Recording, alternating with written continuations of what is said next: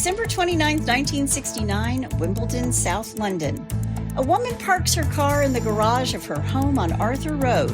When she gets to the door, two men push their way into her home, steal her jewelry, and kidnap her. Thinking she's the wife of a newspaper tycoon, they call the home later, demanding £1 million in ransom money. But there's a problem. These two men have kidnapped the wrong woman. What happens at first spanned months and has now stretched into 56 years of the biggest unanswered question of the case. Where did they bury her body?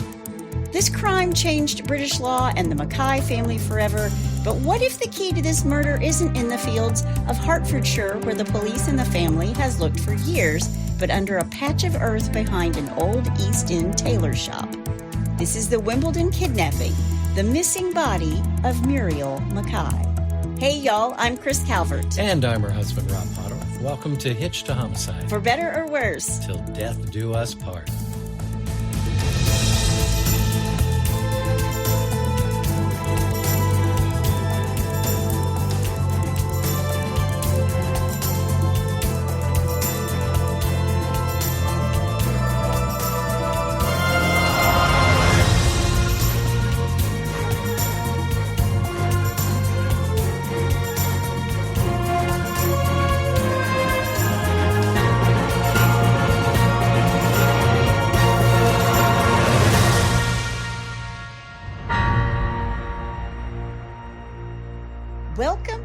Everybody. Yes, welcome. And for our Welsh-speaking friends over there in the UK. He had no idea we were going to London today. No idea. We share a brain, which is kind of scary, at least on my part. Croeso.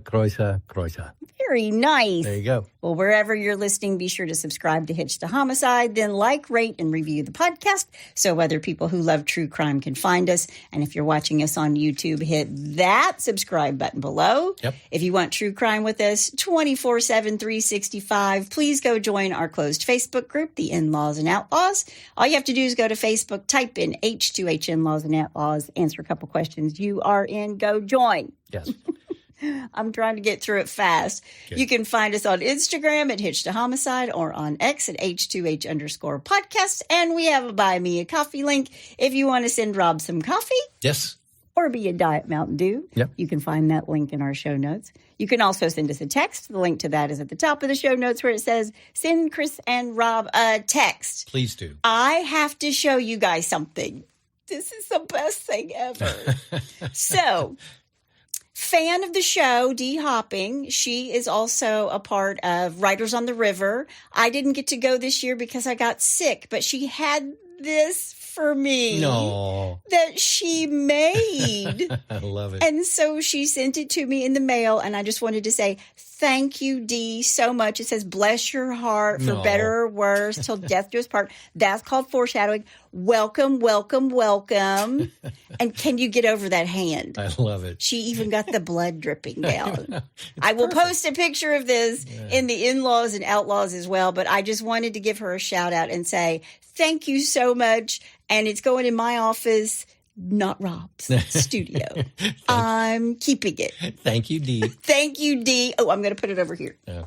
Hey, I also wanted to mention that I have a Christmas song that I've written. I never get to write anything for myself. I'm always writing projects or movies or whatever for everybody else. So I never get a chance to write for.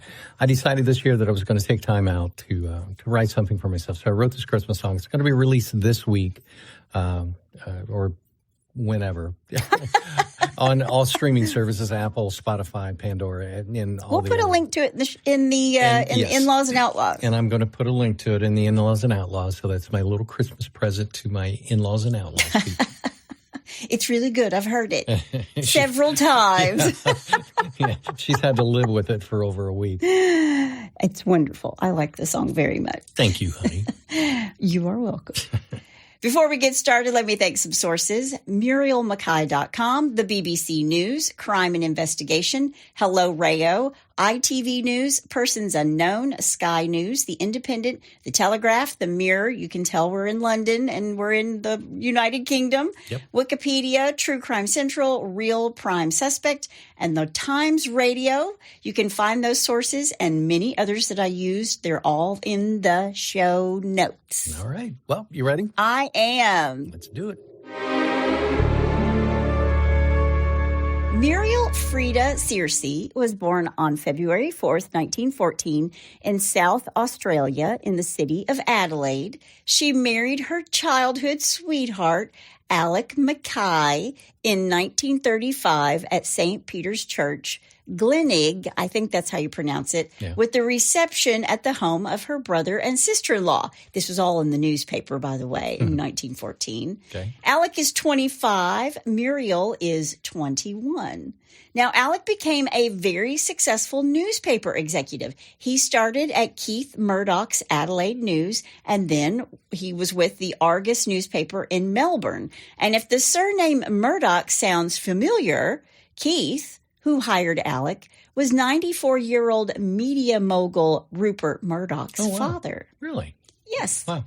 Now, while Alec is rising through the ranks, Muriel was having babies, Jennifer, Diane, and Ian Alexander. But by the 1950s, Alec was poached by Hugh Cudlip to work for the Daily Mirror Group in England. And the Mirror was a hugely successful newspaper, and Alec was vital to their success. So much so, his former employer's son, Rupert, sought him out to hire him for a newspaper he had recently bought, The Sun, in late 1969. Now, together, Rupert and his good buddy Alec would relaunch The Sun to make it very successful, and Alec is really behind a lot of this. So Alec and Muriel are living a very comfortable life. They're doing well. They live in a beautiful home on Arthur Road in Wimbledon. Their 3 children are thriving, and they even have grandchildren at this point. Okay. It's just after Christmas, 1969, and because it's the holidays, Rupert Murdoch has gone to Australia to spend Christmas with his family. And while he's gone, he gives his blue Rolls-Royce to his number one guy, Alec, while he's away. And it's not just the Rolls, but the driver to go with it. Because who would want to drive their own Rolls-Royce, right? I mean, come on. Yeah, really, geez. Have some class. I know. I'm just out there driving my dirty black SUV. What the heck in heck, man? It really is dirty. We've had so much snow. I was getting in the car the other day, and I was like, I'm ashamed of myself. And it's snowing right now. It is snowing right now. But you all, Rob and I both have black cars. You know, have you ever heard that if you drive a black car, you like to be in control? I think it's probably true. But his is always clean, and mine is always dirty. So what does that say? That mine's always clean. Yeah. He gets anything on his car, he goes and washes it. And I'm like, maybe I better wash this. And then I just drive it some more. You know that car wash is just right down the street. I know. What if someone would take my car for me? But how would I drive mine? Oh, okay. But while the Rolls is with Alec, he has the driver take his wife, Muriel, to an appointment. And what no one knows is there are 2 brothers who know this car, and they've been following it, Arthur and Nizamodeen Hosein. Now, they know this Rolls-Royce belongs to Rupert Murdoch, and these 2 brothers have seen Rupert Murdoch interviewed on television and heard about the big money that he has and how he's bought the Sun. And when these 2 see Muriel getting in and out of this Rolls-Royce, they believe that she is Rupert's second wife, Anna de Peyster. And these 2 decided they were going to kidnap Anna and hold her for the ransom of £1 million, which is around 13 million American dollars in today's money. Yes, let me do my best Dr. Evil. $1 million. $13 million. This Rolls-Royce pulls up to Alec and Muriel's home in Wimbledon, and these 2 geniuses see this big house and this woman getting out of the Rolls, and they're like, this must be the place. She's the one. She's their target, Mrs. Rupert Murdoch. Now, these two, Arthur and Nizamodeen, I'm going to try to get his name right every single time. Nizamodeen are from Dow Village, Cova, Trinidad and Tobago, where they lived with their mother and father, Shafi and Seraphan. And these two also have an older brother named Adam. Now, Wait a minute. You've got all these names, and then the last one's Adam? I know, but it's kind of like my brother Daryl and my other brother Daryl. Yeah, it's kind of like that. All right. This is Daryl and Daryl, my other brother Daryl. Now, there may have been other siblings, but for the purpose of our story, I'm only going to talk about these three. Nizamodeen Hosein goes to live with his brother Adam in Thornton Heath, London in the summer of 1969. But he moves in with his other brother, not Daryl, Arthur, who lives at Rook's Farm with his wife and 2 children. Again, it's like my brother Daryl and my other brother Daryl. Arthur came to England in 1955 and worked for a tailor's cutter, but his dream was to become a landowner. So in 1968, he borrowed heavily to buy Rook's Farm, and he plunged himself into debt. Now, no one knows if this is the reason why he's about to do what he's going to do with his brother. But on the afternoon of December 29th, 1969, Arthur and Nizamodeen are driving in Arthur's dirty blue Volvo. Lots of blue cars. A dirty blue Volvo, which is probably indicative of my car, and a very clean blue Rolls Royce, which is more like Rob's car. Just trying to give you a visual. Okay. But these two park on Arthur Road and wait for who they believe to be Anna Murdoch. But it's actually Muriel McKay. And after she parks her Ford Capri car in the garage and walks across the driveway and into her home, these two pull into the driveway behind her and they go to her front door. And Muriel opens the door. She's trying to get in the house quickly, and she sees the two of them and they push their way into the house as she's trying to push them out. But the two of them, they overcome her. They force her to the ground. When they're inside, they go through her home. They steal all the jewelry from the house. Then they take Muriel from the home and they force her into the back seat of the dirty blue Volvo. Okay. Now, Nizamodeen is in the back seat with Muriel, while Arthur is driving the car. And they take her to Rook's Farm at Stocking Pelham near Bishop's Stratford. And what you might wonder is, what does Arthur's wife and his 2 children think about bringing a kidnapped woman home? Yeah. But they are all in Germany visiting with her family. Arthur's wife was from Germany.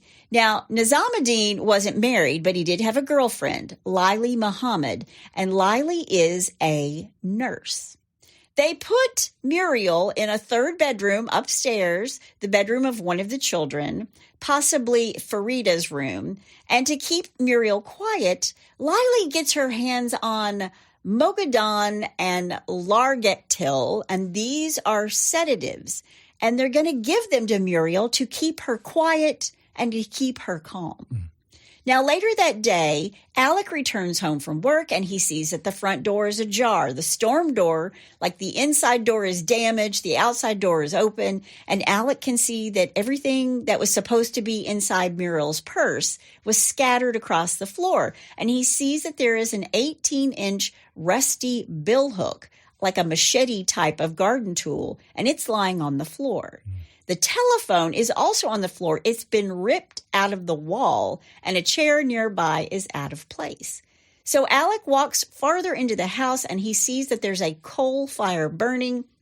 And this family dog that they had, Carly, was sitting by the warm fire. And when I read this, I thought, oh my gosh, this is Scotty. Like if somebody broke into our house, he'd be like, come on, guys, come here. Let me show you where the good stuff is. Yeah, give me the Charlie Bears first. I just need a Charlie Bear, and I can do whatever you want me to do. I can easily please you. And by the way, for those people that don't have dogs and don't know what a Charlie Bear is, they're little treats. It's a treat, yeah. And they're healthy. But Alec calls the police, I can only presume from a neighbor's home since his phone is out of the wall. He knows something bad has happened. His wife, Muriel, is missing. Police arrive, and 6 hours after Alec discovers his wife's been kidnapped, the police are still at their Wimbledon home, and the phone has been repaired. It's now 1 a.m. And it rings. The phone rings. And it's one of Muriel's kidnappers. And the unknown man tells Alec that he's part of an American, that's right, throw it on us.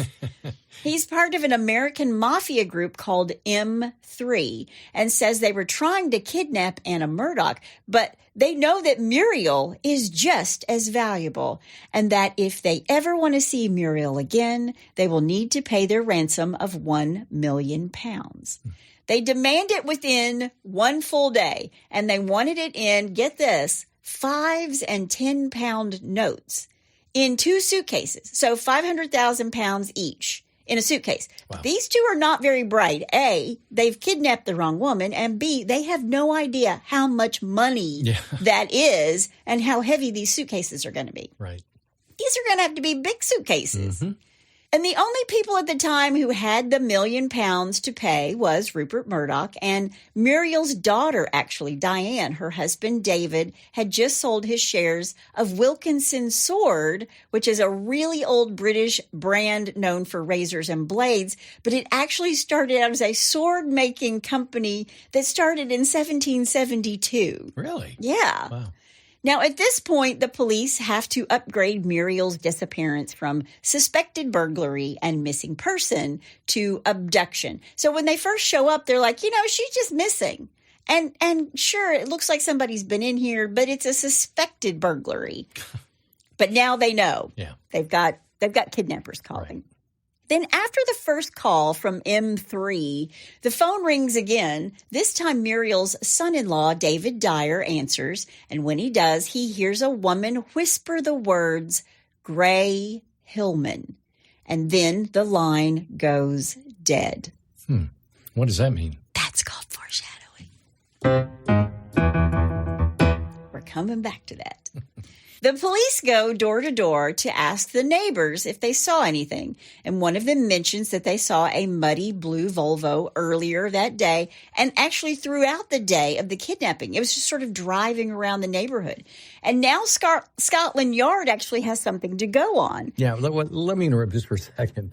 These guys, obviously, and I always use this phrase, they're not Mensa candidates. These are not Mensa candidates, right. For sure. Well, the other thing is they're saying that we're an American mob, M3. M3, Mafia 3. Yeah, well, the British Secret Service is MI6. They're not James Bond or Q or M or any of those people by any stretch of the imagination. Yeah, so the minute they said M3, I'd go, that doesn't make any sense at all. Yeah. Okay, whatever. Well, the police trace both of these calls, this ransom call and this mysterious whispering call, to Bell Common in Epping, which is about 32 miles from Wimbledon. Now, Alec is beside himself. His wife had no enemies. He wants his wife back safely, and so he uses what he has at his disposal, the newspaper. And he says in the paper, what can I do? I'm only asking the cooperation of everybody who may be watching or may be listening or may be reading to please help us to get her back again, end quote. And the kidnappers call again saying that Alec would soon get a letter from Muriel to show proof of life. And they're like, dude, where's our $1 million? Yeah. And he's like, dude, tell me where to drop it off. You guys are like all over the place. Yeah. I mean, it really is a little bit... It's kind of like the Keystone Cop. No, not Keystone Cops. Three Stooges. There you go. But there are two of them, okay? I'm trying to think, but nothing happens. I know. Now, while all of this is going on, the McKay family and Alec, they're planning on, he's going to use everything he has. And that's the newspaper. Right. So they're going to put themselves center stage in the middle of the spotlight of the entire world, hoping to get Muriel back. And according to the police at the time, this made it really difficult because Alec was kind of running the investigation through the newspaper. Like when they showed up that night that Muriel was missing, the editor of The Sun, Larry Lamb, was already at the Wimbledon home when the police arrived, and he had with him a photographer and a reporter. And here's the problem that police are going to have with this. They want to control the narrative for obvious reasons, but instead, Alec is pretty much running the amount of information that is being given to the press. Right. And this causes problems because they asked for help, and that meant that every Tom, Dick, and Harry were calling into the Metro Police Department giving information. And of course, the police have to vet all of these. I even read that Alec put his phone number and the police phone number in the newspaper saying, call us. If you know something, if you saw something, call us. Right. And you can't blame him. I mean, he's doing everything he can think of. Yeah. I mean, he had this at his disposal. I mean, he's part of this newspaper. Why wouldn't he use it? Yeah. On December 31st, a letter shows up at the McKay home. The postmark is Tottenham, which is about 19 miles away. I'm sure I said that wrong. Somebody's going to email me. From where they are in Wimbledon. It's written by Muriel. It is in her hand, and it says, quote, "Darling Alec, I am deteriorating in health and spirit. Please cooperate. Excuse the writing. I'm blindfolded and cold. Please keep the police out of this if you want to see me. Muriel." Wow. Now, because of all the press coverage, the kidnappers, Arthur and Nizamodeen, they see Muriel's daughter, Diane, on TV. And so they call back and they're like, we want to talk to Diane. We want to talk to her. Mm-hmm. And they do ask for her every time they call back. And they're going to be like 17 or so phone calls, information or ransom calls. And many of the calls were taken by Muriel's 27-year-old son, Ian, at the time. And he would use his father's dictaphone to record these calls. And there were plenty of calls that were hoaxes to the family as well. Sure. And part of this was, that they had listed their phone number in the headline, right? Yeah. And they started doing this because they believed that the police weren't really helping them all that much. I mean, it is the very first kidnapping for ransom in the UK. And there were so many facets of the case. It was a mistake in identity. It's a huge national obsession in the public. And they're fueling it.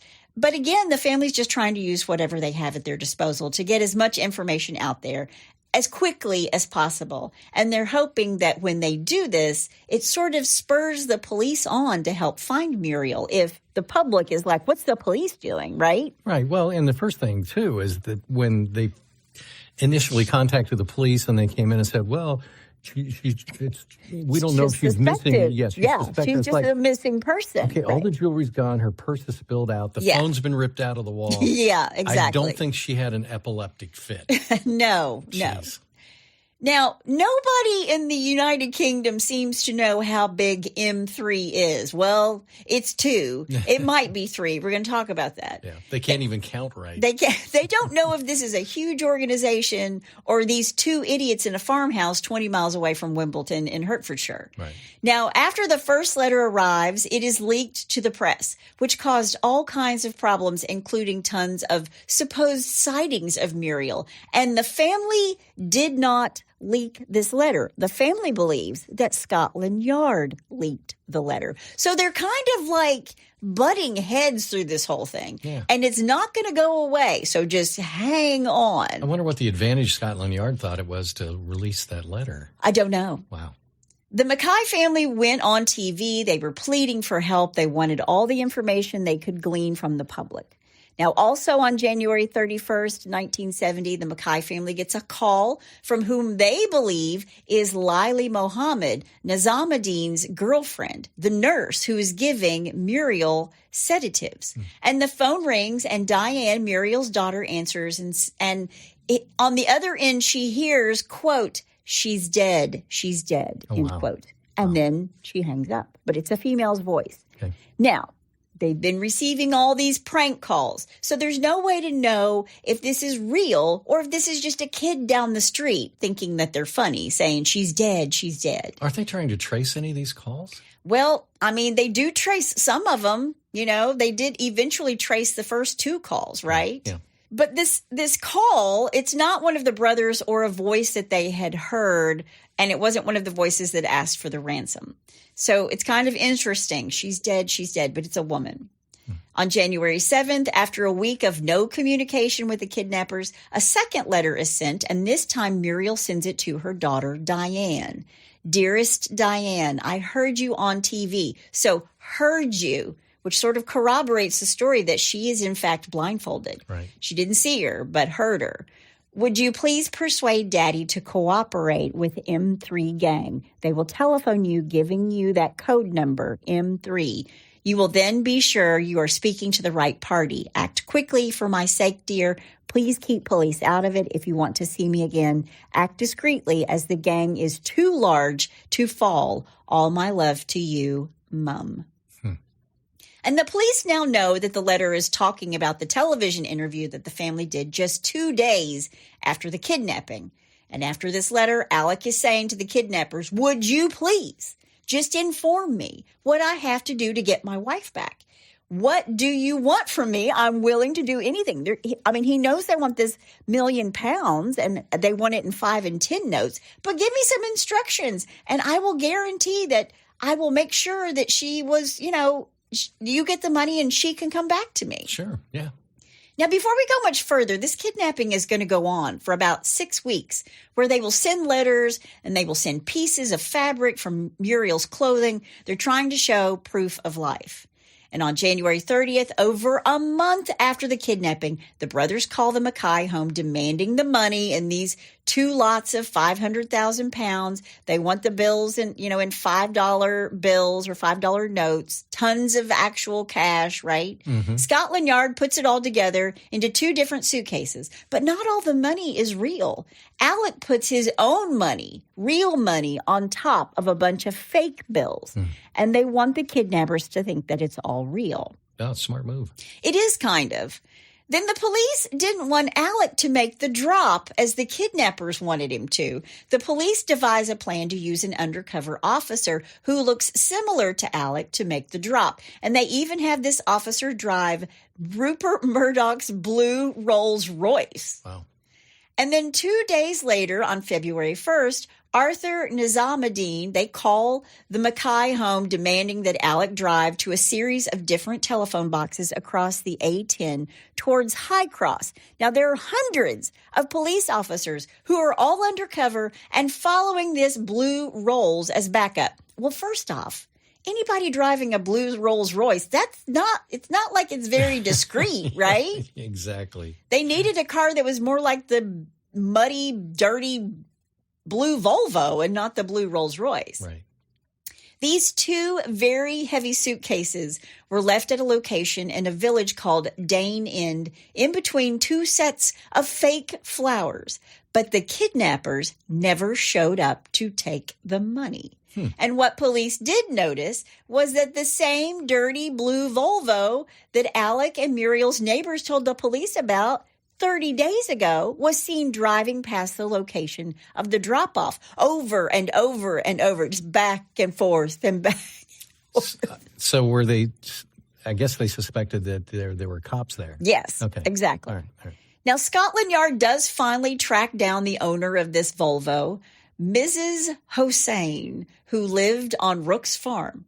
They know she lives there with her husband, Arthur, and his younger brother as well as her 2 children. And Scotland Yard does absolutely nothing with this information. Really? They don't even go to see who the heck fire she is. Wow. On February 6th, Arthur and Nizamodeen say they spotted the police when they dropped off the suitcases, and now they want Diane McKay, Muriel's daughter, to be the drop-off person, and they want her to come alone. So this time, 2 officers are going to dress up, this time as Alec and Diane, and it's not a female officer. There's a man in tights and a wig pretending to be Diane. And I had to think the cops were like, okay, you drew the short straw, suit up, here's your skirt and tights. The dead giveaway, though, was that the Diane character had a beard. Hopefully not. But knowing the way this police investigation went, possibly. At 3 p.m., the blue Rolls Royce leaves Wimbledon and heads to Church Street in Tottenham. There's one officer in the trunk. He's in the boot of the car, of all places. Now, these 3 are told to answer the phone on Church Street at 4 p.m. It rings not long after they arrive, and they're told to drive to another phone box or a phone booth in Bethnal Green. And at 6 p.m., the phone booth rings in Bethnal Green, and they're told to take the London Underground train, leave the Rolls-Royce behind, take the train, the Underground, from Bethnal Green to Epping and to another phone booth. And when they get to Epping, this phone rings, and they tell Alec and Diane, or these two officers, to take a taxi to a garage in Bishop's Stratford, where they're supposed to leave the suitcases in a van that is parked outside of a garage. Now, did you get all that? In a van down by the river. Good Lord. My brother Daryl and my other brother Daryl. Oh, man. These guys watch too many movies. Yeah. This time, the surveillance team notices the same dirty blue Volvo. Well, you think? It's driving back and forth past the garage over and over again. There's only one person in the car, the driver. And then the Volvo leaves, and when it returns, there's another person, someone in the passenger side. And these two idiots park near where the bags are left, and then they drive off quickly, and Scotland Yard this time is watching. They see the plate. They already know that this car belongs to Mrs. Arthur Hosein. Police get together a search warrant for the next day. Don't rush, guys. I got to get home for dinner. We'll do this tomorrow. They're going to see this woman with the dirty blue Volvo. And then they're like, okay, so tomorrow. Yeah. Tea time. Tomorrow we'll deal with this. On February 7th, 1970, at 8 a.m. the next morning, 24 Scotland Yard officers and the local police show up at Rook's Farm, where they find the two men who were driving the dirty blue Volvo. It's Arthur and Nizamodeen Hosein. They are arrested. But inside the home, Muriel is nowhere to be found. The men are taken into custody. They're interviewed and fingerprinted. Basically, the police raided Arthur's farmhouse, and there were a few clues as to Muriel having been there, but there's no Muriel. They did find a notepad, and they could see from this notepad that it had been used by Muriel to write a note, so they could see the impression. Sure. And it's the same one that was sent to the family. And they find these fake flowers, which the brothers had asked the police to drop the money at. So they were able to quickly establish that these two had been involved in her disappearance. Well, duh. Yeah. But sadly, Muriel's not there, and the brothers refused to say where she was or what they had done with her. Right. And there were plenty of wild stories out there, one of which was that because they were farmers, they had killed Muriel and fed her to the pigs. Ugh. Now, remember, he's a newspaper guy. So the other competing newspapers are making this just as sensational as they can because they want to sell papers. If it bleeds, it leads. That's right. What they discover is that Arthur's prints are a match to prints that they actually lifted at Alec and Muriel's home, and they can find his prints on the letters that they dusted for fingerprints that came in. It's him. Right. 3 days later, by February 10th, the detectives at Scotland Yard are starting to think that maybe these two idiot assholes have murdered Muriel. With their fingerprints, they are both charged with kidnapping and the murder of Muriel, even though they don't have a body. Right. They're both sent to Wimbledon Magistrates Court, where they're going to sit for the next 7 months until this whole thing goes to trial. On September 14th, 1970, the brothers go on trial at the Old Bailey. I love how they give these places names. You know, we're just like at the courthouse, the county courthouse. Yeah. They're at the Old Bailey. Yes, the Old Bailey Magistrate. You need to say it with a British accent. Oh, the Old Bailey Magistrate. There you go. I don't think you're from the posh part of London. No, I was more toward Australia, I think. I'm not sure. That's not nice. I thought that was more Cockney than anything, but okay. Well, it sort of fits me. That's true. It fits us both. Now, you would think these two, they're brothers. You'd think they'd band together. Yeah. No, each of them is trying to shift the blame to the other. They're throwing each other under the bus. Who did it? Yeah. He did. Of course they did. Nizamodeen Hosein admits that he stalked Rupert Murdoch's car for 7 weeks. He stalked it for 7 weeks and they kidnapped the wrong woman? Seriously. But after 7 weeks, he takes this plan to kidnap Rupert Murdoch's wife to the next level. Okay. So they both say, we're not guilty. I'm not guilty. He's guilty. They blame each other, but they're both convicted of murder on October 6, 1970. Wow. And they each receive a life sentence for the murder of Muriel and even more years for kidnapping and obstruction of justice. So I'm going to interrupt, sorry, in the UK, especially during that period of time, they didn't go by the no body, no crime. Well, that's what I'm getting ready to tell you. Okay. The judge sentenced them both to life in prison, and this case is one of the earliest examples in the United Kingdom of a murder conviction without a body. It changed the law. And after this, the McKay family searches for Muriel for decades. Wow. Their mother and wife is more like a ghost to them now. And Diane said she remembered looking at Nizamodeen in court at the Old Bailey and just feeling such hatred for him. This man who'd taken her mother away. I can only imagine. Yeah. But they were also charged with burglary, kidnapping, and murder, and they're sent off for life. Good. And I can only suppose that these two geniuses, their thinking was, we just have to keep quiet because without a body, we're still in the clear here. I mean, as long as there's no body and we say we didn't do anything to her, but they're still convicted, maybe they can get out on parole at some point. But they're at least going to be in jail for 20 years. Okay. Now, while in prison, Arthur tried and failed to be paroled. Just like I said, he was thinking, no body, we didn't really do it. I'm going to try to get paroled. He attempted suicide several times. He basically had a psychotic break and was sent from the prison to a secure psychiatric hospital. He died in this hospital in 2009. Nizamodeen served 20 years of his sentence before he is paroled and deported back to Trinidad. And before he leaves the UK, he gives no indication as to where Muriel's body is buried because he continued to deny murdering Muriel. So he admitted to stalking Rupert Murdoch's wife, but he didn't kidnap and kill her. He didn't do that to Muriel. It just doesn't make a whole lot of sense. Yeah. Muriel's family, all these years later, still don't know what happened to her or where she is, where her body is. And Muriel's husband, Alec McKay, he died in 1983.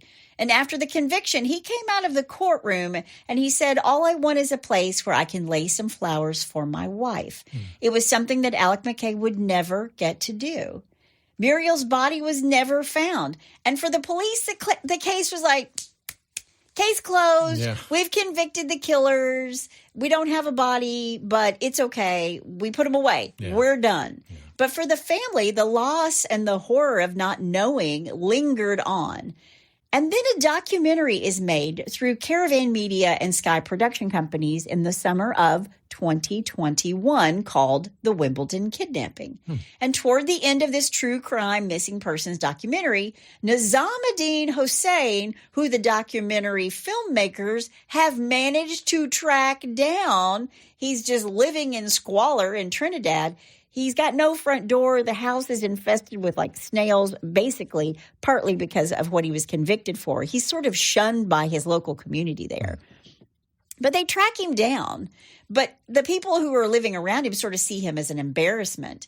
But in this documentary, he says that there was yet another brother, Adam, who was older, that both Arthur and Nizamodeen used during this crime. He says that he was very afraid of his older brother, Adam. So was he like the mastermind of the whole thing? He was never charged. Adam was never charged with anything by Scotland Yard because they looked into him, but he had an alibi. Then at the end of this documentary, Nizamodeen says that someday he'd like to locate the body of Muriel so he can give the family closure. In November of 2021, after this documentary is released, Muriel's grandson, Mark Dyer, wanted to get in touch with Nizamodeen through an attorney in Trinidad. They see this documentary and they're like, there he is. Yeah. We got to go find him. Right.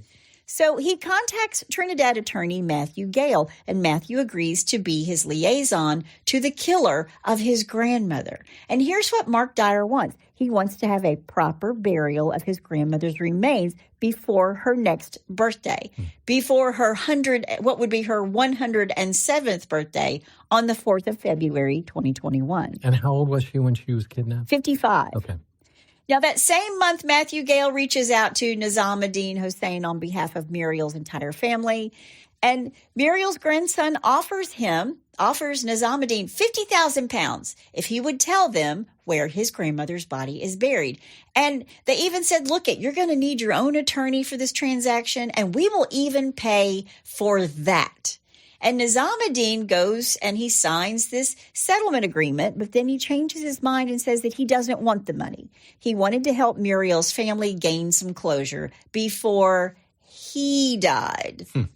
The next month, December 2021, the Trinidad attorney, Matthew Gale, works with Nizamodeen's attorney to try to locate Muriel's burial site. They show Nizamodeen these CGI structures in virtual reality. Now, remember, he's been in prison for like 20 years, and suddenly they're showing him virtual reality stuff. Right. So the structures on what used to be Rook's farm, which, by the way, is so different from what it was in 1969 when they kidnapped her and murdered Muriel. I'm sure it was. Yeah. In this same month, the press catches wind of what's going down, and they interview Nizamodeen, and being the only person involved in the kidnapping that's still alive, he says that Muriel died of a heart attack while she was watching her family being interviewed on television. So let's back up. It's at this point that the family learns that Muriel was being plied with sedatives. And remember, Nizamodeen's girlfriend was a nurse, and she was giving her these sedatives, and some of the stuff that she was giving her was actually a first generation antipsychotic and mild tranquilizer. Wow. So he thinks that she had a heart attack, and this could have been what caused her heart attack. If that is her cause of death, they could have easily OD'd her. Sure. And Nizamodeen said that when Muriel died, his brother got very angry, and he wrapped her in a coat and walked out through the kitchen, and then very specifically described how many steps he took to the fence 3 feet away from the hedge. He said he dug a hole about 5 feet deep, and he buried her in a coat. Now, the family has an idea as to where Muriel might be buried, according to Nizamodeen. They don't have a precise area, but a rough estimate. So the McKay family goes to the police to say, look, we need you to reopen this cold case. He's telling us her body is at Rook's farm, and they demand that they conduct another forensic search. Not to mention, this is now all over the media, and people are crying out for the police to act because the news is running stories of historic miscarriages of justice in cold cases. And they're like, this is a really cold case. Sure. In January of 2022, Diane McKay, Muriel's daughter, goes to Rook's farm, now known as Stalking Farm, with her attorney. But when these two approached the owner of the farm, they were dismissed, saying that they would only help if the police were involved. So they go to Scotland Yard and say, look, this is everything that we have. 4 months later, in April of 2022, dozens of detectives and officers go to Stalking Farm to investigate the areas where Nizamodeen has directed Muriel's family. Now, the police didn't get a search warrant to carry out this search. What they got was permission from the landowner to search in a restricted area. And because that was the agreement between Scotland Yard and the landowner, this search did not go as planned. So when they dig where they believed they were supposed to dig, they find nothing. So then the police get in touch with Nizamodeen while they're at this site looking around. They call him or FaceTime him. Okay. But between what the police were saying and the maps and the virtual reality of the property, Nizamodeen is really overwhelmed. He's really confused. It hindered the search more than it helped. He was so confused about what was going on. They're pressuring him. They're asking him questions, and he suffered a seizure. And they suspended the search. So they were digging for 8 days, and when they weren't finding what the McKay family thought was going to be there, they start pressuring Nizamodeen, and he just basically, he folds. He checks out. Yeah. And again, Muriel's body isn't found. Wow. In November of 2023, Diane McKay and Mark Dyer keep the lines of communication open with Nizamodeen. They arrange, with the help of this Trinidad attorney, Matthew Gale, to get him a passport, hoping his deportation order could be lifted so he can come back to the United Kingdom in order to help the family find Muriel's remains. And Nizamodeen Hosein provides a full written admission to the Home Secretary, which reads in part, quote, I have accepted and I admit my involvement in the kidnap and death of Muriel McKay, and commencing in 2022, I have been attempting to assist the family of Muriel, primarily her daughter Diane, in locating her body. I believe I am the only living person who knows where Muriel's body is and would like her body to be found before I myself die. He goes on to say, quote, I am therefore asking that you assist me in being given permission to return to the United Kingdom for a short period of 7 to 14 days for the sole purpose of facilitating my assisting the family of Muriel McKay in obtaining much needed closure, end quote. Okay. Now, the next month, December 2023, the McKay family creates a petition on change.org in order to get the Home Secretary's office to grant Nizamodeen entry back into the United Kingdom so he can help them find the body. And this order sent to the Home Secretary says in part, quote, I now admit that I have accepted the role that I played. Right. My brother and I kidnapped Muriel for the purpose of holding her for ransom at Rook's farm. My brother and I kept Muriel against her will for 2 days. I cannot say now exactly how long we had her, nor can I recall the exact order that things happened. It was a very long time ago. One evening, Muriel came downstairs with me and my brother Arthur, and we were watching TV. Her family was on the screen, and someone had made an appeal for her. It was at this time that I noticed that Muriel had collapsed. I later realized that she had died, and I have speculated since this time that she died of a heart attack. Well, you are just an idiot. So the fact that we have to listen to you diagnose what happened kind of boils my blood a little bit. Sure. I carried Muriel's body outside and through a wooden gate at the side between the barns. I recall walking toward the fence and burying her body approximately 3 feet from the fence to hide her. The farm has, however, changed in some significant way since I was last there in 1969. I recognize the main farm building, but some of the landscape around the building has changed. The barns and other buildings have also changed since I was last there. I was shown maps on a big screen and also spoke to Diane and other members of the McKay family.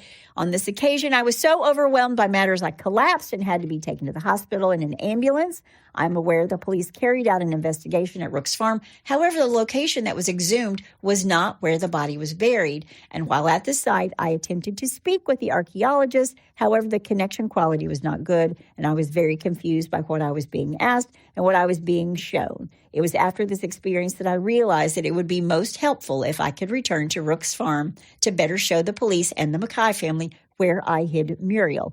I only was, and my only wish is to help the McKay family by helping them find Muriel's burial place so they can finally be at peace, end quote. So he's really taking accountability for this, right? Sure.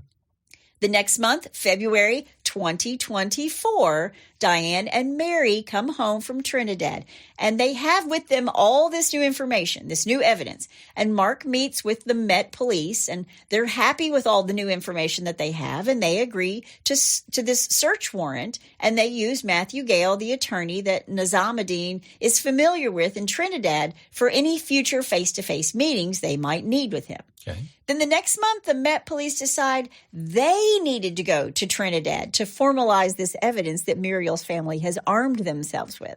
They want to do the exact same evidence gathering that the family's already done. And they're not going to take Muriel's family's word for what they have that is fact. They're checking their work, so to speak.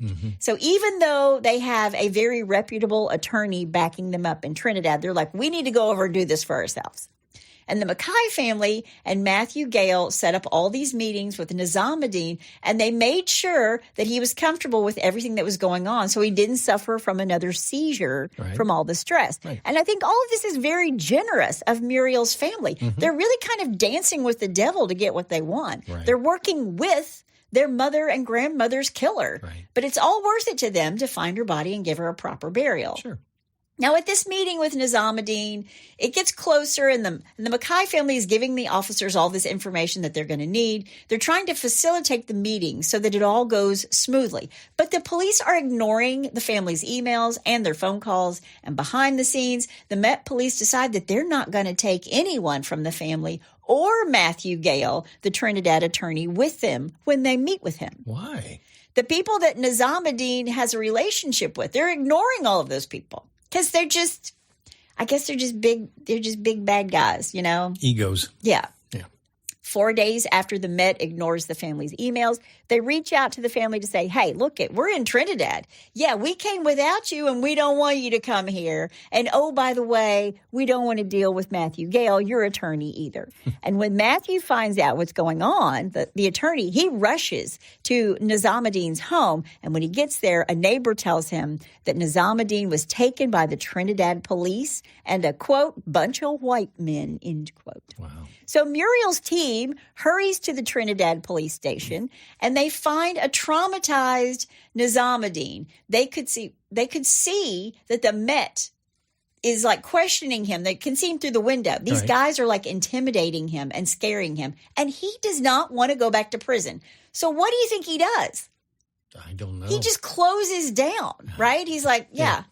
And the cops are there in Trinidad for 5 days before they return to the United Kingdom. And when they land at Gatwick Airport, Muriel's family is waiting for them. They've invested a lot of time and effort and money and heart into finding their grandmother and mom's remains. Yeah. And these officers get off the plane and they meet with Mark Dyer, Muriel's grandson, and they tell him, Nizamodeen, he didn't cooperate with us. We found his story to be wishy-washy. Case closed. Jeez.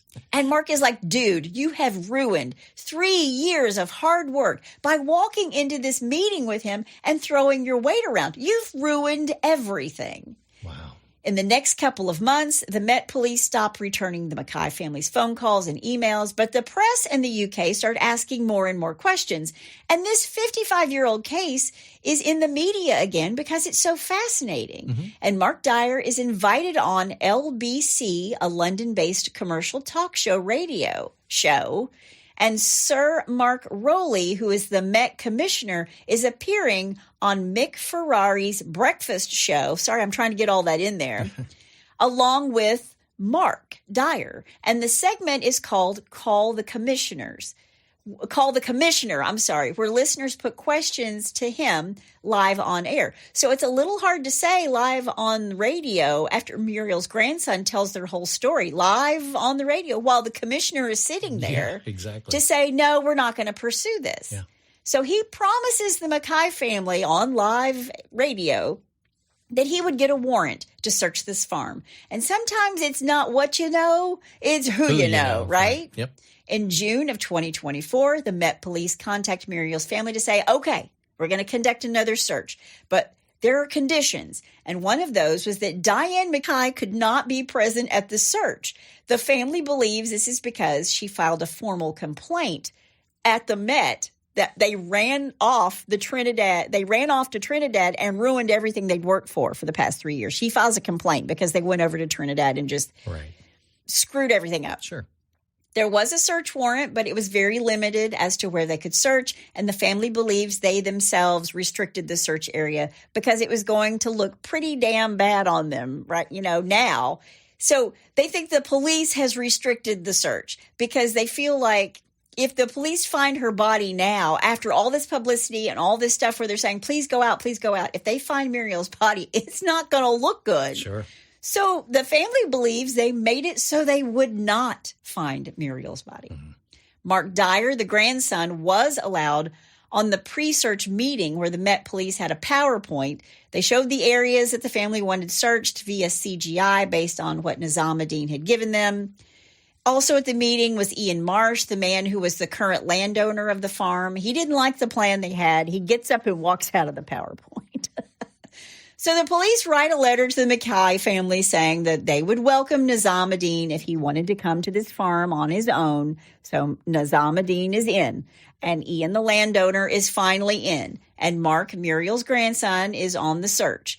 But the police explicitly say if Diane McKay shows up, quote, we're all off, end quote. So I don't know what she wrote or what she stirred up with these police because they went to Trinidad, but they were like, she is not invited.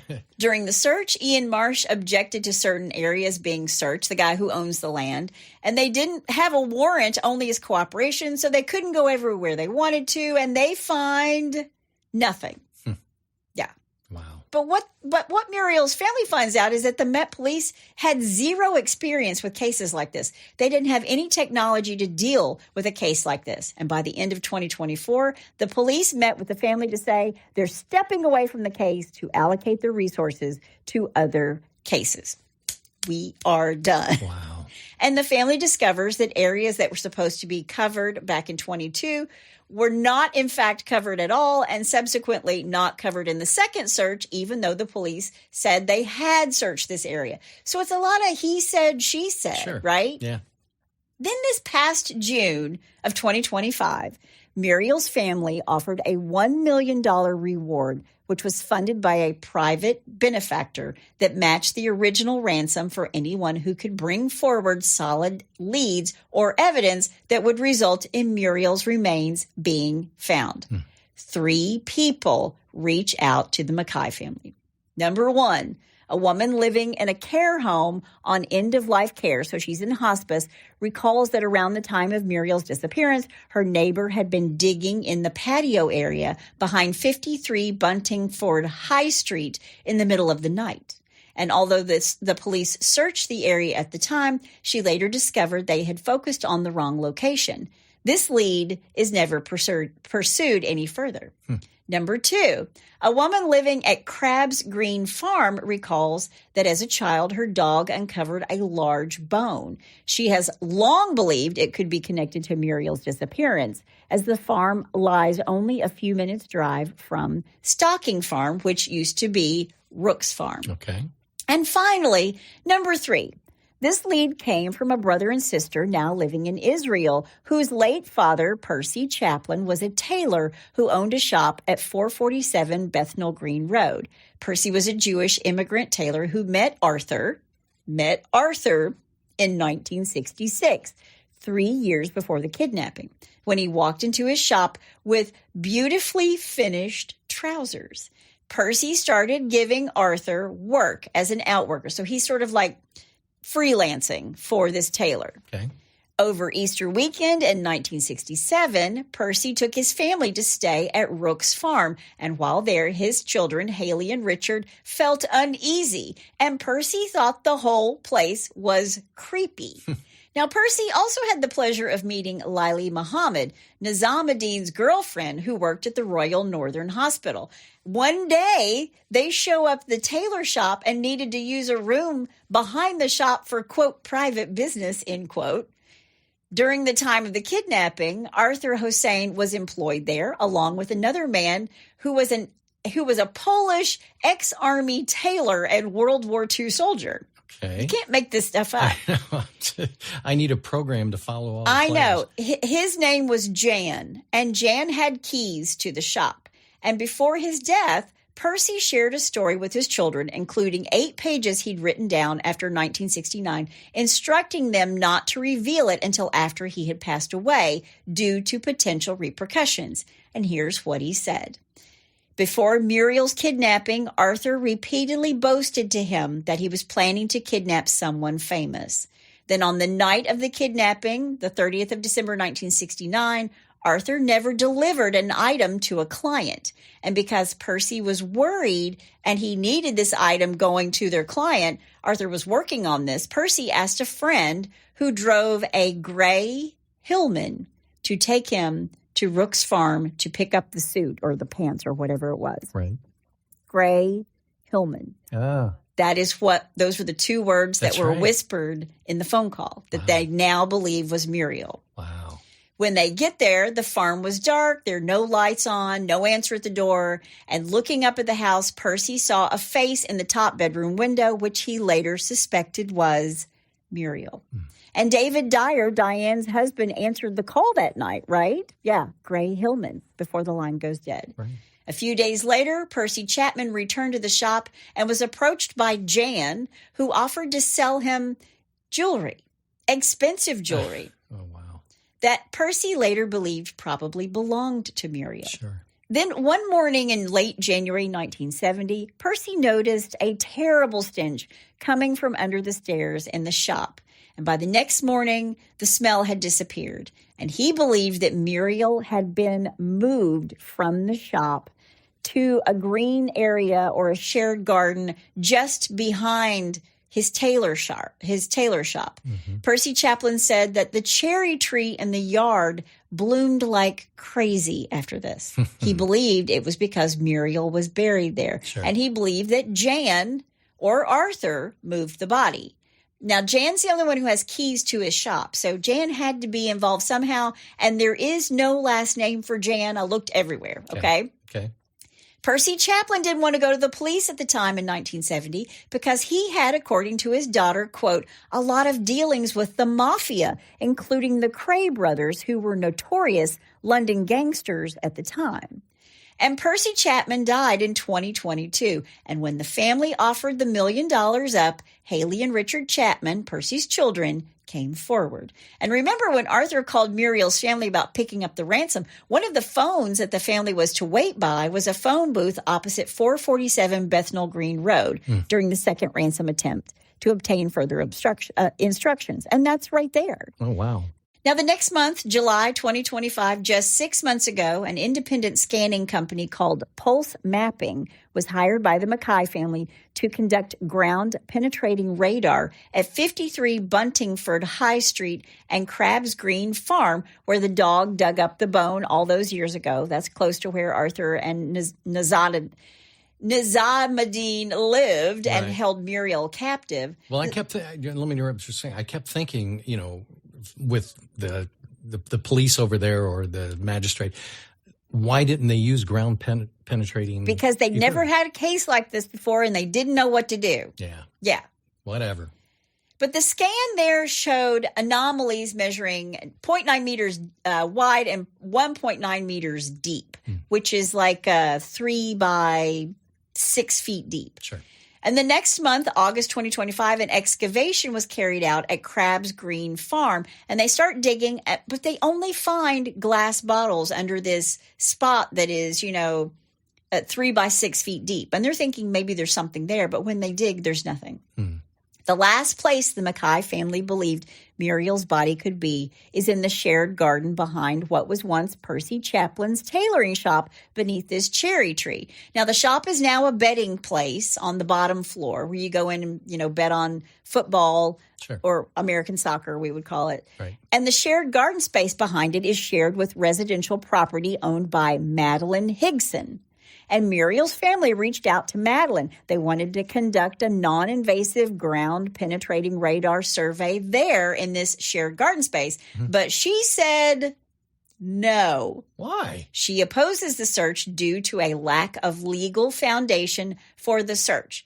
Well, and she feels like Muriel's grandson, Mark Dyer, has been aggressive in his pursuit of digging behind her property. In September of 2025, just a couple months ago, Mark Dyer met with Catherine Goodwin, Mark Cronell, and Karen Langley of the Metropolitan Police to chat about this property. And during this meeting, the police tell him that they already knew about the 447 Bethnal Green lead, and they had decided not to pursue it. They could have said, oh, great, you went there, but it was all bottles. But at least he found something that was suspicious. Sure. And what's more, they told Muriel's grandson that they could not and would not assist in getting access to this shared garden. But they wanted to know the who, what, and when, if they did do this scan of the area. So they're like, we're not getting you a search warrant, but if you do it, we need to know what's happening. Yeah. When the McKay family hears this, they apply for a without notice application for an injunction to the High Court before Sir Anthony Mann, and this application was dismissed on the grounds that even though it was widely assumed that Muriel was dead, she'd never been formally declared deceased. Oh, my God. So the family had to make another application to the High Court to apply for a presumed declaration of death. And when this was approved, they were going back to the 447 Bethnal Green Road property. Now, last month, on November 10th, nearly 56 years after Muriel was mistakenly kidnapped for Rupert Murdoch's wife, she's officially declared dead. So they finally get that to happen. Sure. And the McKay family then met with Percy Chaplin's daughter, Haley Fraze, the last week of November. And just a week ago, Justice Richard Smith refused permission for a ground-penetrating radar survey to be conducted at the shared garden of the two properties. Wow. In East London. But the McKay family is not giving up so easily. They want an injunction so they can conduct the survey in the back gardens. Right. And Mrs. Higson's attorney has said, quote, sympathy, however deeply felt, cannot displace the requirement for a proper legal foundation for the relief sought. The applicants have not identified any authority establishing that personal representatives possess a common law right to enter private property to search for remains, let alone to obtain a mandatory injunction compelling such access. The applicant's stated objective of providing evidence to the police could be achieved by the police themselves conducting a scan if they considered it appropriate. The fact that they have not done so is telling, end quote. Yeah, it's telling a lot of things. So they're at this stalemate. The police is like, we're not stepping in and getting you a search warrant. And this little old lady's like, if they don't think it's important enough to do that, there must not be anybody there. Wow. But yet this story from Percy is so compelling. It's like, of all these places she could be, this seems like the most likely. Right. So this property owner is saying these are private family members who want this and not the police. And if it was the police, I would cooperate. And when it is the police, I will cooperate. But they're not looking to search the area. And on top of that, Chaplin's daughter's been questioned by the press about this $1 million reward. They're like, you're only stepping up now because you want the money, which she has said she doesn't want. She's 64 years old. She only wants to help this family out. Right. Muriel's daughter, Diane, who is now in her 80s, just wants to know her mother's remains are put to rest before she dies. And the family has offered the homeowners a, quote, temporary decamping, end quote, to a hotel during the survey if they want. So they're telling this little old lady, we're going to put you up at a beautiful hotel. And we're going to make everything right. We want to make this as convenient as possible for you. But we just want to know if our mother and grandmother is there. Right. Yeah. Wow. Yeah. It's sad. The judgment was just that, although Muriel's kidnapping and murder was a, quote, abhorrent crime, end quote, his task was to consider the case objectively and that the claimants had not shown an immediate need for such relief or why normal pretrial procedures should be bypassed. And he also stated he was not persuaded that even if a radar scan was carried out, it was likely to produce clear or conclusive results that would justify the order that they sought.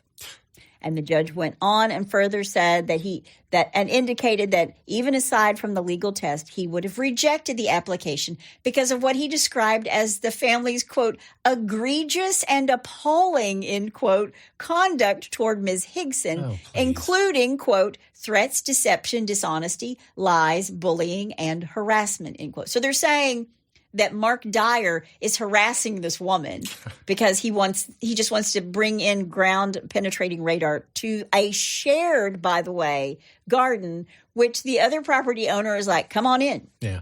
Yeah. Wow. And it's just because she doesn't like the way apparently he has done this. Jeez. So according to some sources, Mark Dyer used misleading approaches to her property. He contacted her repeatedly. He pressured her. He caused her distress. There aren't any specific examples given, but I guess Madeline didn't like being pushed around. And honestly, I see both sides. Muriel's family has put in so much work to find her, but it is partly Madeline Higson's property, and she doesn't want anything to do with this. Now, as a result of the ruling, the family cannot compel a scan, and they've just got to pursue ordinary civil procedures. They just have to keep going back to this. And their lawyer even placed on the record an apology to this woman saying, we're sorry. We just very much want to find Muriel. Yeah. So for now, we wait. And if Muriel's family does gain access and the authorities do find remains, I will come back and let you know. But for now, that's all I have to say about that.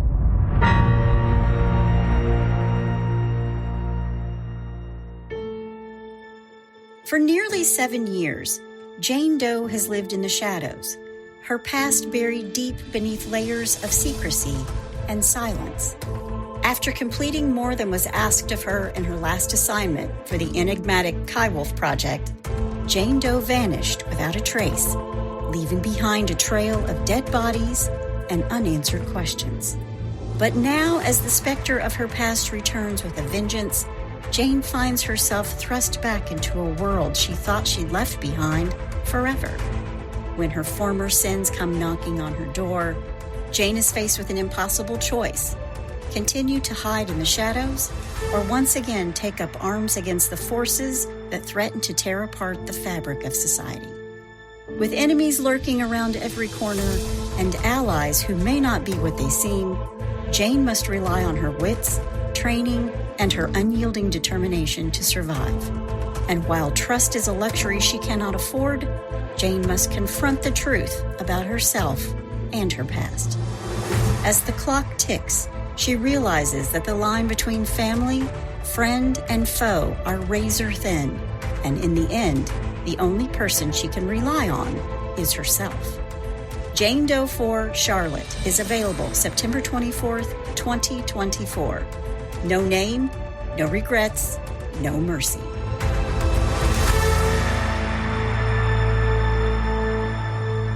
Okay, I have a couple of takes on this. Okay. Number one, and I know that was a ton of information. That was a ton of information. yeah, no, it was good though. But I really wanted to show you the depths to which this family has gone to try to find her. Well, the first take that I have on it seems like the cops are a little embarrassed, so they'll do anything they can to make sure their reputation isn't, tainted, basically. But no, this case is 56 years old. So these police officers are having to answer for what guys did a long time ago. Yeah. And well, that's my first take. Yeah. I'll leave it at that. Second take is, if I were the family of the grandmother, the mother, I would get together with the other neighbors of the shared land and ask for their permission to put flowers underneath that cherry tree all the time. Like, just stack them up and keep going until this other lady says, okay, fine, come in, stop doing that. Yeah, I mean, I suspect that the McKay family has even said, look, lady, we'll buy your property. We'll just buy it. We'll buy it from you. Yeah. But, she's just not... She's not budging. And she's kind of like, I don't care who you are. And again, I see her side of it. Maybe they kind of bulldozed her a little bit because they got to something that was so compelling. Yeah. Hearing, the gray car and, hearing about the gray car. I can't remember the name of it now because it's not an American style. But those two things are pretty compelling. Sure. And Percy's story is pretty compelling. Okay. So... of all these people who've talked, even Nizamodeen, who is like, yeah, she's out on the farm. No, dude, did they even include you in this part of it? Yeah. Percy was really more believable than anybody. Right. Well, hopefully we will get some updates here very soon. It's very exciting. I mean, it's an ongoing case that's happening right this second. So, right. Well, we'll look forward to updates, but in the meantime, let's do some really bad down dates with a little bless your heart. Well, bless your heart. All right, number one, I'm calling Zig Ziglar would not be proud. You know what? I don't know if people still read Zig Ziglar books. Those are from the 70s and 80s. Yeah, we'll leave that for our older listeners. Okay. A man was arrested after trying to break into a Tennessee jail with a pocket knife. He was trying to get in, not out? He actually made it over the razor wire to get into the jail, but was stuck and couldn't proceed forward or climb back out and was captured. When cops searched him, they found his pocket knife and a bag of meth. Oh, he had a delivery to make. Allegedly, he was trying to break into the jail so he could drop off the meth. He now faces charges for drug possession, criminal trespass, and introduction into a penal institution. Oh, my gosh. Can't he just throw it over the fence to somebody? Wait, he said penal. Okay, number two. Gosh. Number two. How'd that get in there? Lincoln, Nebraska, Grand Island man was recently arrested by Lincoln Police Department after officers found him asleep behind the wheel, blocking traffic. Oh, wow. Yeah, officers were dispatched to a stalled car in the area of southwest of 40th and West O Street.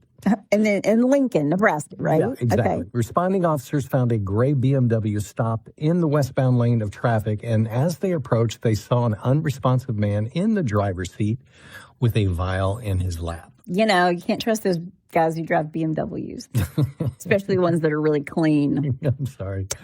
LPD said officers were able to wake the driver up and believed that he appeared to be on drugs.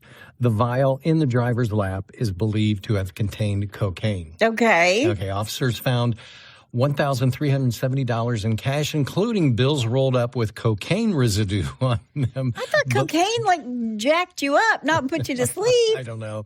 On them belonging to the driver. Okay. Baggies and a large bag with 3.2 grams of cocaine were also found, according to police. Caliph Blanco Vasquez, 22, from Grand Island, was arrested. Blanco Vasquez is facing possession of a controlled substance with intent to deliver charges, possession of money while violating drug law possession, no proof of financial responsibility, driver under revocation, and no proof of ownership charges. Oh, maybe it wasn't even his BMW. Who knows? All right, number 3, and finally. And this is from my best friend from high school is Tom Milligan, and his wife Marty, who I love dearly. We both do. Sent this to me, and I had to put it in, even though it's a little different from what we usually do. And I'm calling this, He's Such an Animal. Okay. A raccoon broke into a liquor store the other day and drank his fill of rum, moonshine, and even peanut butter whiskey. I have seen the video of this. And it passed out on the floor of the bathroom. They found him in the bathroom, passed out. Is that not hilarious? Yep. Bless his little raccoon heart. The raccoon entered the ABC liquor store in Ashland, Virginia, through the ceiling early Saturday morning. Quote, "It wreaked havoc," said Carol Meyer, the public relations manager for the Virginia ABC. Yeah. Quote, "It broke several bottles and consumed the spirits," unquote. In addition to the rum, moonshine, and peanut butter whiskey, the raccoon also got into some vodka and seasonally appropriate eggnog. Of course he did. She also said, "If you have not tried it, peanut butter whiskey is excellent," Miss Meyer said. The raccoon apparently agreed. So there you go. The picture of this raccoon passed out in the bathroom is hilarious. It is so hilarious. You know what the moral of the story is? What? Keep the raccoons out of your attic. Yeah, there you go. I'm just saying. Well, if you have a bless your heart or you know a raccoon who's out there for a good time, Party! all you got to do is go to hitchedtahomicide.com. When you get there, there's a pull-down menu, and while you're there, you can also suggest a case or tell us about your brush with true crime. I do want to say thank you again, Dee, for this. Yes, and Dee. I realized that I didn't even say what it was for our listeners because I was just showing it on YouTube. But she has crocheted an entire left hand with the ring finger. Yeah, it's like a foot high, too. This is no little feat. This is the best thing ever. So thank you again, Dee. Yeah. But that is my amazing husband out there. That's my beautiful bride in the booth. Join us next time on Hitched to Homicide. Bye, y'all.